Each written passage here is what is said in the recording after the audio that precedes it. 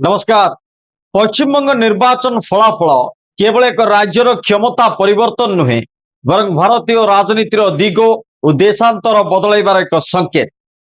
एकदा जो माटी बीजेपी पाई दुर्भेद्य दुर्ग थिला आज सेठारे दलर विजय गौरिक बाहिनीर आत्मविश्वास को एक नूतन उच्चता को नहीं जाइछि। पश्चिमबंग रे फलाफल एक बड़ पुराना धारणा को भांगी देछि।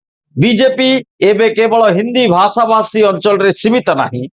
बिहार लोक बनाम बंगीय अस्मितार जो कार्ड टीएमसी खेलुतला ताहाकु हिंदुत्व सुदृढ़ संगठन एवं कल्याणकारी योजनार त्रिकोणीय रणनीति द्वारा बीजेपी परास्त कर विजय दक्षिण भारतीय राजनीति रे मध्य बीजेपी पाई नुआ आशार किरण देखाई।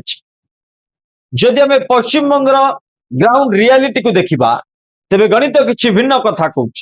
बीजेपी 45.84%, टीएमसी 40.80%, कांग्रेस और वामपंथी एवं अन्य दल प्राय 9%। एठारे सबुठार बड़ प्रश्न होची विरोधी एकता नहीं। जदि समस्त विरोधी दलर भोट को मिसाई दिया जाए तेबे ताहा 48.66% होची, जहाँ बीजेपी पाइथिबा भोट ठारू प्राय 3% अधिक। अर्थात बीजेपी रो विजय पछरे विरोधी भोटर विभाजन एक बड़ कारण।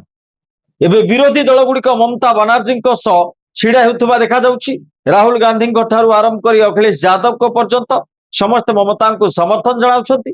किंतु वास्तवता होउछि जे इंडिपेंडेंट जातीय स्तर रे एकता कथा कहूछि, राज्य स्तर रे सेमाने परस्पर विरोध रे लड़ुछन। पश्चिम बंग रे कांग्रेस और वामपंथी दल पृथक भाव लड़िबा बीजेपी पाई रास्ता सहज करदेला।